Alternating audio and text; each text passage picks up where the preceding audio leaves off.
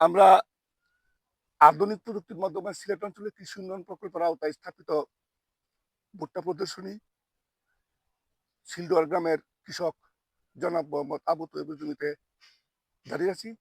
আমরা এখন আবু তৈয়বের সাথে কিছু কথা বলবো। আসসালামু আলাইকুম। ওয়ালাইকুম আসসালাম। কেমন আছেন? ভালো। আপনি কি এই জমিতে আরো কখনো ভুট্টা করছেন? না করিনি কখনো। এবার প্রথম। এটাই ১ম। এটা একটা প্রদর্শনী প্লট। আপনি কি আশা করতেছেন যে রেজাল্টটা কিরকম আসতে পারে? আমি তো আশা করি মোটামুটি সুন্দর ভালোই আসবে। আপনি কি এই জমির টাকচার পরিবেশ দেখে কি সন্তুষ্ট? সন্তুষ্ট, মোটামুটি খুবই আচ্ছা। সন্তুষ্ট।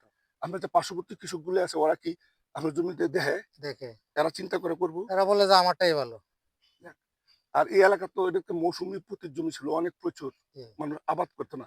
কারণ কি আবাদ বাড়তেছে। বাড়তেছে। প্রচুর বাড়ছে আবাদ এখন। তাহলে আমরা তো আপনাদের সীমিত পরিমাণে কিছু সার সুর দিছি। জি। আপনি কি নিজের হাতে থেকে আরো কিছু ব্যবহার করছেন? হ্যাঁ, করছি কিছু। যাক। আপনি কি সার দিয়েছেন জমিনে? টিএসপি দিছি, এমওপি দিছি, জিপ সার দিছি, ইউরিয়া দিছি, বোরন দিছি, জিঙ্ক সার দিছি, ম্যাগনেসিয়াম দিছি। গুড। এখন আমি বলবো আবার যখন থুর আসার পর্যায়ে চলে যা, জি, তখন কিন্তু একটু লাল সার যেটা আমরা আপনাদের এমওপি। বাসায় বললাম আরকি এমওপি ১৫ কেজি আর ২০ কেজি ইউরিয়া সার ২ কিলোর মাঝখানে দেবেন। আপনার থোড়াটা পোক্তা পাক্তা হবে আরকি। তোর খুব সুন্দর। আসার পূর্বে। হ্যাঁ, মানে যে সময় থোরটা চুইয়ে দেয় আচ্ছা, তখন। মন্তব্য? ইনশাআল্লাহ। আচ্ছা। আর